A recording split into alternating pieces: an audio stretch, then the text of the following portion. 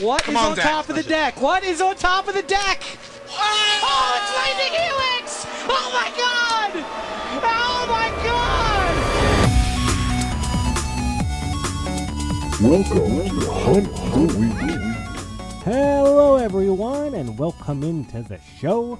Come on in and have a seat, take a break. You had such a hard time this week and we are going to make it better together. That's right, me and you. Who am I? I am your host with the most. They call me John, they call me Goku, they call me the Dawn of the Riveteers if you are OG and you remember Riveteer Radio. Sadly, this is not Riveteer Radio. Nothing will ever be what Riveteer Radio was to us Riveteers. This is a different show. This is a new show. This is Hunt the Week, a weekly podcast about Brawldurs Gate Sealed Arena League Gauntlet. And boy, are we getting into it, huh? Week 3 is about to start, and I'm 7-3, and boy, does that feel good. I'm off to a decent start. Not my worst, not my best, but I'm doing pretty good. And I'm in a place where, if I can continue this, there may be a mega draft in my future. I went 3-2 this week. I lost to Chris York, who, you know, he's a Riveteer for life. I got to give it up to Chris. He's a fan of the show, been on the show. Hey, Chris, I know you're listening. Thanks for what you do. And then I lost to Cody Race. Cody, you're a very good player. You seem like a very nice guy. You're on the show this week, and you raised my OMW up. What can I say? But, you know, 3-2, that's about as bad as I've ever done and still made a mega draft. If I hit a 2-3 or a 1-4, ooh, that's going to kill my chances. So I'm trying to avoid that. I don't want that to happen. You don't want that to happen. Think of how good the show will be if I make the mega draft. It's only going to get better. I'm only going to get more excited and more happy as it goes. And if I have one of those 1-4 weeks, boy, is that going to be a downer show. Get ready for that. My enthusiasm for the league is usually 100% based on how well I'm doing. So stick around and see how that turns out. So yeah, I'm doing pretty good. And there's a lot of people in the league that are doing pretty good. And we're going to take a look at them and what else is going on in Brawldurs Gate while we specialize. It's time to specialize. That's right, it's time to specialize. I have paid the 3. I have activated only as a sorcery, and I am flipping. I'm going to discard an island because I want to draw a card or do something like that, right? That's what my blue mana is going to do for me. It's going to draw me a card. Maybe it's going to bounce something. Ooh, how exciting. And we are taking a look at the top 8 currently in the Brawldurs Gate League. And I am recording early. I'm recording on Thursday at about 3:30 EST, so this could change a bit and go here and there. Just kind of how things worked out this week. Number 1, we got Damien. How good is Damien? Butt Crack Magic. That's a name. Even my girlfriend knows his screen name because she sees it so much. So it's everywhere. Butt Crack Magic. How does he always do so well? How is he always top 8ing? I need to get Damien on the show and figure out what his strategy is. Because Damien and Caleb, these people that top 8 like 30 times, I just don't get it, man. It's hard. It's very hard. Do you guys not misplay? Do you just never misplay? Damien's 9-1. Then you got Mitchell S. Spaghetti Mitch from the Spaghetti series. I hope it comes back. He's 8-1. Has one more game to go. Could sneak it up above Damien with a win. Mads B sitting at 3rd place. Oscar T, they're sitting at 8-2. Johnny M. Ooh, Johnny's a scary one up there, 8-2. Cody Race, he's on the show, talking about how well he's doing and how you can do that well too. He's sitting up there at 8-2. And Emmett's up there at 8-2. And we're going to round out the top 8 with an Andrew A. Mapu Dofu. Andrew, I'm a big fan of yours. I'm scared of your deck. I know what you're doing, and that's all I'm going to say about it. And please don't play me. That's my thing. Just don't play me, guys. You're all so good. Can all the good players just stop playing me for a while? I'd really appreciate it. Although I do need my OMW up, so thanks for the loss this week, Cody. I do appreciate that. And of course, some of these names could change. I mean, you got a Justin P sitting right below Andrew, and below that, you got a John P, a.k.a. Goku or Go Home. He's doing pretty good. He might be able to pick it up in the next couple weeks, assuming there isn't a collapse. This is where we can start to see people collapsing. Your 7-3s turn into 8-8s, and boy, are you not feeling good, and do you get kind of depressed for a while. But I'm still rooting for you to get those wins, and I'm going to see you in the Mega Draft. I'm going to be there, and you're going to be there too. And boy, just don't play me. Just don't play me because you're very good. So basically, yeah, 9 wins to 7 wins. That's where you want to be at the moment. Nobody has been eliminated yet, but starting this week, that is right. This week, week 3, we will start to see some eliminations and some people fall off. I hope it's not you. I'll be sad to see you go. Because it's kind of a long wait till the next one of these, because we got Player of the Year. And then what is it, September? Oh, you gotta wait till September for the next Magic set? Oh, boy. I hope it's good. I hope it's good. And what's going on in the league? People are talking about these scary cards, this polar bear. You know, does it have hexproof? Do you even need hexproof? Give it all the food in the world. How hungry is this thing? I mean, I know bears can eat, 4 to 5 salmon at a time, and it's not considered weird? This bear is getting pretty hungry. And then you have Lae'zel. It's hexproof. It's not hexproof. You can't target it. They don't even have to flicker it if they don't want to. It's an annoying card. It's an annoying deck. People are tired of it, and people are sick of playing against these cards again and again and again. So what is my recommendation to you? You play Raga Draga as your commander. It's great. I'm 7-3. So what happens is you cast a 7-mana spell. You get +7/+7, and trample. And that trample, it doesn't care if your bear is a 4/5 hexproof, and it doesn't care if your commander can be flickered because you're taking +7 trample off, probably on top of another big thing. I am undefeated against the bear, and I am undefeated against Lae'zel so far.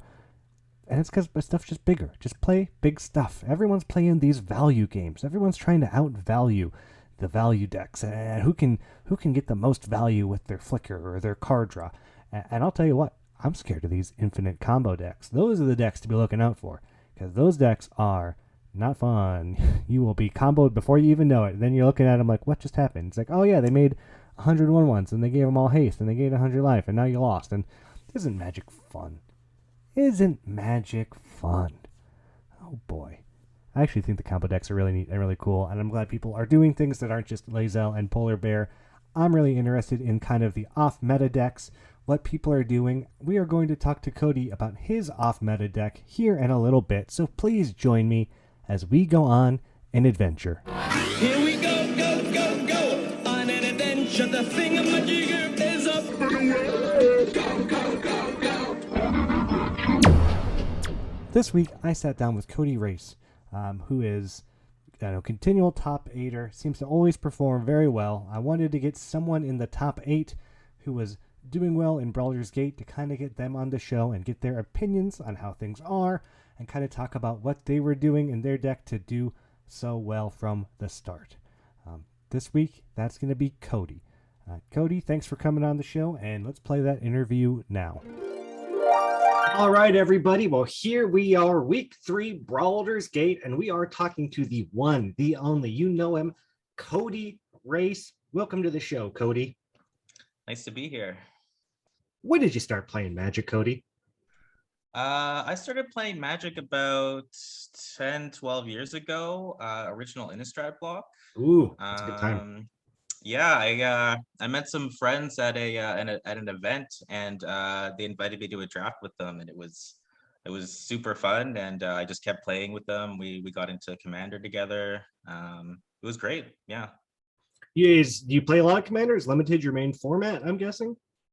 Yeah, I had a friend group that we played Commander like 5 years ago, but that's been disbanded since pretty much. So mostly just limited online, and the Arena Gauntlet League has really been, filling that niche for me.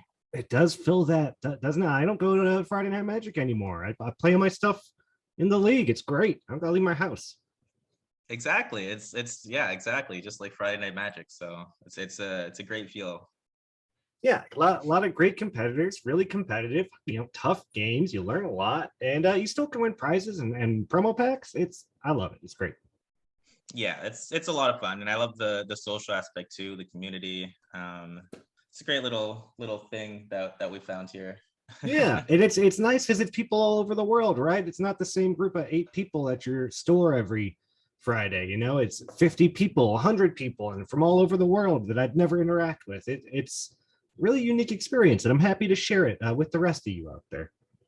Yeah, exactly. And I've also met Caleb and Adam in person. We did some drafts together. So I'm also meeting like people in real life through this as well. And I know there's a You lot of people from Ottawa as well. you lucky Canadians, man. You all can meet each other because you're all up in like Montreal, Toronto. I want to ask where everybody is just on the off chance that somebody's like, yeah, I live one town over, and then we can be best friends, and then maybe they're there. I don't know. I don't know where these people are. Yeah. Yeah, the States is a lot bigger. Yeah. And there's also more spread around. not a lot of people from the States. It really is like 75% Canadian people in the league, which is really cool. But I'm yet to find that close best friend. You're out there, and I'm gonna find you. I mean, I'm in America. I'm in North Carolina. If that sounds like you, shoot me a message. There you go. There we go. First step. So you're off to a great start this league. You're 8-2. You beat my face in this week. Thanks for that. One of my 3 losses came from you. How are you liking the league so far? How has your experience been? It's been good. I think I'm starting with an off meta deck. I mean, blue black, I don't care if people know what my deck is. And it seems to be doing well, just trading for card advantage and getting ahead with my commander. And it's been good, but I mean, there's a little bit of a dark cloud over the league with people complaining about a few certain commanders. And I've certainly had my fair share of bad experiences with them, but I don't know if it's hard to say if it's time for like, an emergency ban or if we should do something drastic about them. It hasn't soured my league experience yet, but I can see how it could definitely get to some people. I see what you're saying, and I see the frustrations people are having with these cards. The polar bears, the Lazels, these hexproof commanders. Emergency ban, I don't know, because how do you ban a card when you're picking cards based off your commander? You're going to ruin someone else's experience to make someone else's experience better. It's tough. I don't know that you can really balance it mid league. I think this is the kind of thing that needs to happen before. Otherwise, you can't make everybody happy. These people got broken cards. It must be nice to play with them. I saw that. Yeah, that's the big problem, honestly. Just going back in a solution that would make people who got those cards happy and people who didn't get those cards happy. I mean, really, the biggest problem is with those cards, specifically Lae'zel and the Polar Bear, is that in Brawldurs Gate, in the set that they were printed in, they're not balanced around being played on turn 4 and then again on like turn 6 and turn 8 or whatever if they get killed immediately. And there's also no food tokens otherwise in the set for the Polar Bear. And there's like 4 blink cards maybe to take advantage of Lae'zel's ability. So it's tough because the set itself wasn't balanced around these 2 cards specifically, but it's really hard to see that unless you actually take a really close look at it, because Lae'zel's ability would be fine if it was just when you specialize, it gets this. That would be totally fine. But if it's ETB, all of a sudden, like Cloud Shift gets you like crazy card advantage and dodges removal. Like Momentary Blink is ridiculous. And like if you're just filling your deck with cards that make this better, I mean, the consistency is ridiculous. Like I know that we've in the past have complained about stuff like, oh, sure, if you draw an Oko, like, it's 1 card in your deck. Like, obviously, that's not going to make a big deal, but like people still complained about it. But this is 1 card in your deck all the time. Like, you're always going to play this when you can play it.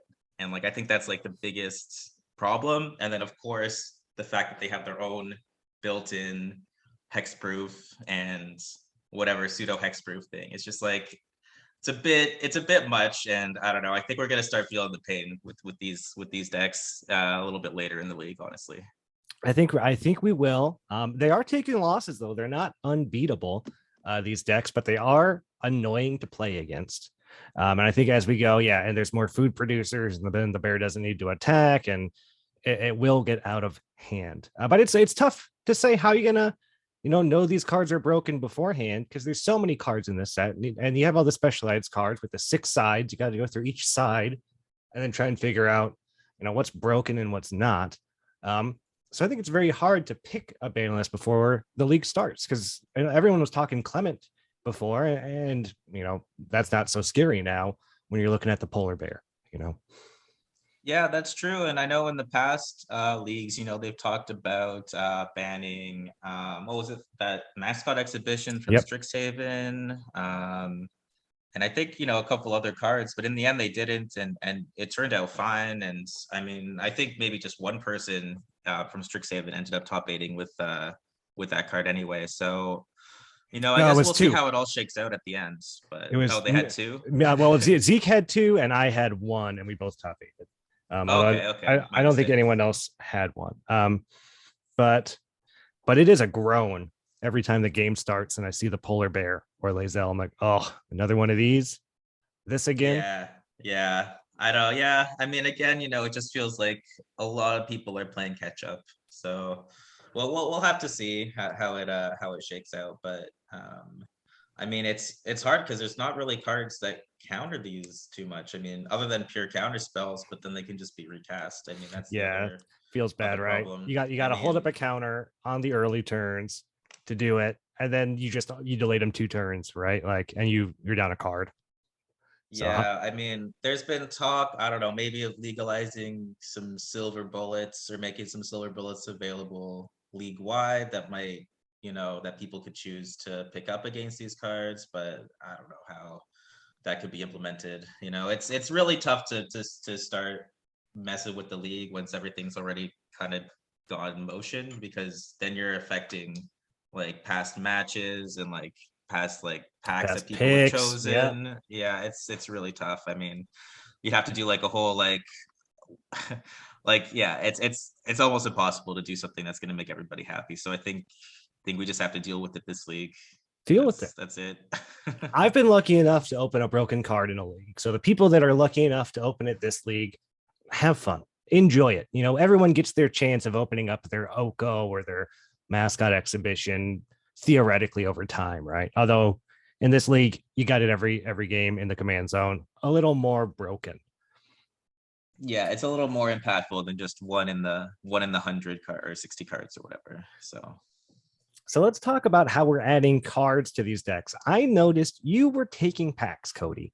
You were taking a couple packs, and I was surprised because I think it's a silver bullet format, and I'm watching you take packs. What is your thought process on packs versus silver bullets?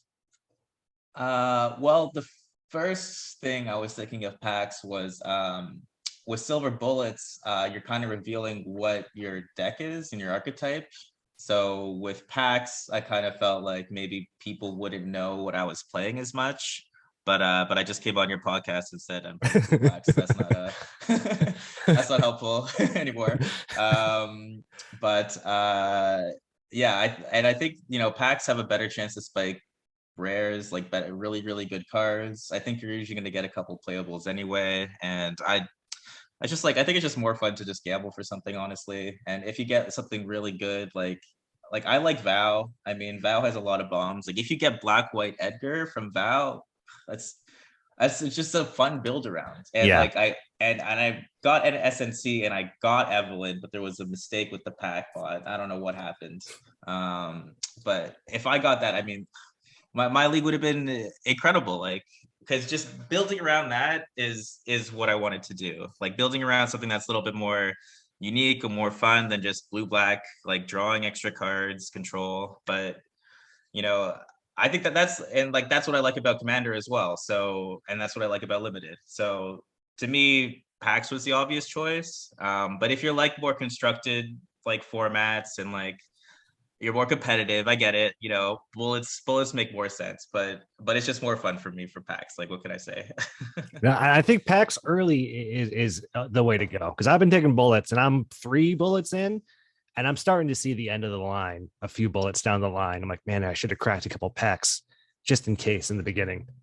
Yeah, because if you get packs early, you still have a chance to get something that might change your mind, or you might have like get bigger upgrades. Well, if you're getting bullet, the more like I feel like bullets cap out at a certain point, and then you're getting like what sideboard cards. I guess it's just And it gets diminishing returns. I'm not really here to be sideboarding in Commander games. I don't want sideboard cards for my one-ofs. I don't know. That's not a strategy I'm on board with. Yeah, exactly. I hear you. All right, Cody. So you're 8-2. You're off to a great start. You seem to always do really well. I remember in Kamigawa, you put up a ridiculous win streak, and you've had a couple really long win streaks in the last couple leagues. You've caught my eye. You're a great player. I want to know some of your secrets, Cody. How do we all get off to this 8-2 Cody start? The 5-0, the 10-game win streak. How do you do it? Give the league a little help here to keep up with you. It's definitely a lot of luck. I mean, this is the first league I think I've even started positive in the first week, or like maybe the second. Usually I do terribly in the first week and I reassess my pool, and then weeks like 2 to 4 or 2 to 5 I do really well, and then the last week's really tough because the last week is just like the best players, the best decks. It's just like it's a massacre. Every game is like really difficult. But honestly, I've just been lucky where my pools have kind of matched the archetypes I'm good at. Like I would say I'm like really good at playing like blue-black control decks. I had a blue-white like card advantage disturb deck in Midnight Hunt, and then AFR and SNC were both black-red decks, which like black-red sacrifice is like my favorite archetype. Yeah, that's a good one. I think I've just been lucky, honestly, to have strong pools that match the archetypes I like. And I mean, I try to build that anytime I play anyway, just because like I don't want to build decks I don't like playing, even if it's like a good pool. And like I really don't like for instance, I really don't like green decks, and I think I've almost never been successful with the green deck. So I stay away from it. Even if my decks are good, like I've always like, I don't know what the balance for ramp and creatures are. Like I always feel like I'm stuck with a lot of creatures in my hand. Like I just never can get the balance right. So I just stay away from green decks. Like that's just my weakness and I'm aware of it. And like maybe that's what I'm good at, just identifying what I'm not good at, and then just kind of being like, all right, like I don't need to try to be good at something I'm not good at. I'll just be, stick to what I know. Yeah, stick to your guns. You like to steal a creature and sacrifice it. It's good value, and it's fun to do. Yeah. Like, and I love ninjas. Like I think I even have like a stronger green white like enchantment pool when I started the league, for the ninja league. But then I got a couple boosters, and I was like, screw it, just ninjas are more fun. Yeah, your ninja deck. I actually avoided even playing you at one point because I knew your deck was just insane. Yeah, that was a crazy. That I think I had like an 18 win streak that league. It was bananas. Very impressive. You're already off to the 8-2 start this league. Another impressive start for Cody. You're an incredible player and a great part of the league. Thank you so much for coming on the show, and thank you for being someone who'll beat me really bad all the time. Thanks, Cody. Appreciate it. Thank you for having me, and thanks for the show. This is a great time. I've been listening to them a lot. Oh, hey, happy to do it. Happy to get more personalities from the league on, get some new perspectives, talking Magic. We all like Magic. That's why we're here. So how hard is it to talk about it for a little bit? Give your opinions. Talk about the decks you like. It's a good time. Hell yeah. All right, man. Well, thank you very much. I hope the rest of your league goes well. I hope you don't play me again, and maybe just to get my OFW up, but please, no more, Cody, no more. All right, I'll try. You might see me lurking in the LFM bot channel. All right, just know that if I decline a game, it's out of respect. And then, all right. Well, thank you very much. You have a good one and good luck out there. Thank you, Cody. What a fun time talking to Cody. I had a blast. I love interviewing everyone. Everyone's been so nice. Been so, I don't know, easy to talk to. Conversations are great. We always have a little pre-talk up front. It's great. I'm really enjoying getting to know everyone a little bit more, and I hope the rest of the league is too. I can't wait to get you on the show. I know you're going to come on soon, and when you do, Oh boy, we're gonna have a great time. It's fun. You just, two people talking Magic, talking the league, and really talking whatever else. I always tell whoever's on, if you want to talk about anything in particular, just tell me. We'll talk about whatever you want. And that's gonna do it. That's gonna do it for week 3. I hope you don't get eliminated. Please, as we go into week 3, try to keep a positive frame of mind if you're in the lower half. There's still time to turn this thing around. Every league, we have someone who gets on a hot streak and gets those 10 wins in a row. And that person could be you. It could, and I hope it is, and I'm rooting for it to be you. I want to see you turn this thing around, and I want to see you in the Mega Draft with me. And then I hope you get stuck on mana, and it's like a non-game. I just win. That's what I'd like. Please, don't make it hard for me. I just want to win.